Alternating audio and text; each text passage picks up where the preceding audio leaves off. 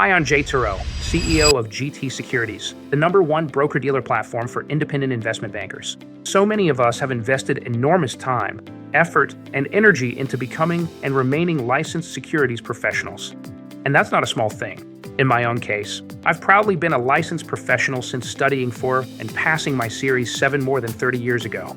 Since then, I've added and maintained a number of other licenses: the Registered Investment Banker license, the Series 79, the Registered Securities Principal, the Series 24, the Registered Financial and Operations Principal, the Series 28, and the Uniform Investment Advisor qualification, the Series 65. Each one of those required preparation, testing, continuing education, and ongoing compliance responsibilities. And all of it, then and now, has involved real time, real work, and at times, real stress. If I'm being honest, for many years I looked at licensing as something I simply had to do so that I could get back to the real work of making deals and raising capital. There is, of course, some truth to that perspective. Our industry is at its core about creating value, executing transactions, and helping clients achieve their financial objectives. But my earlier view was also shaped by a certain idealism and maybe a bit of naivete. I believed that most regulatory intervention in the free market was just friction, that it was in many cases a kind of gumming up of the natural flow of business and commerce. And I assumed that over time, government oversight would naturally diminish. Well, that hasn't happened. If anything, the opposite has happened. Today, we're living in an environment with more regulation and government involvement. And that leaves the free market types among us with a choice. We can spend our time complaining about it, railing against the injustice of it all. Or we can adjust, adapt, and play to win the game that's actually in front of us. You see this mindset very clearly in parts of the venture capital world. Take firms like Andreessen Horowitz, for example.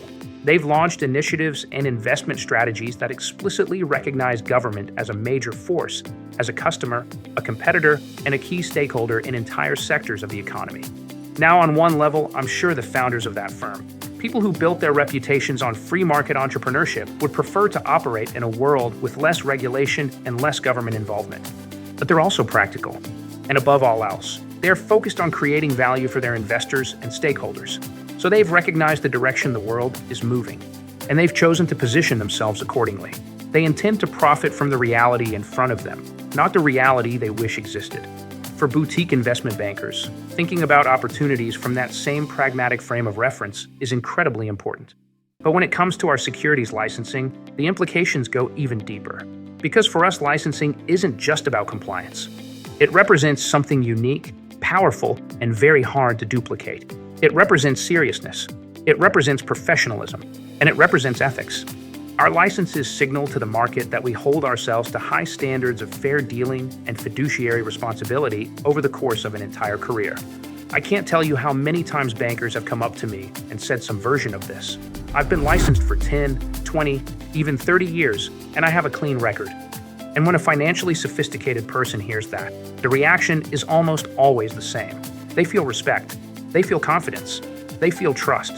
And if you think about it, is there anything more important in business than that? Respect, faith, trust. These are the foundations of every successful transaction. So perhaps it's time we all take a moment to step back and view our licensing in a different light. Not just as an obligation, not just as a regulatory hurdle, but as a badge of professional honor. Something that reflects the work we've done, the standards we've upheld, and the trust we've earned over the years. So moving forward, let's take a little more pride in the effort we've all invested in attaining and maintaining our securities registrations. And let's not be shy about promoting that commitment to professionalism. Because at the end of the day, this business still runs on respect, faith, and trust. And personally, I'm happy to play on that team.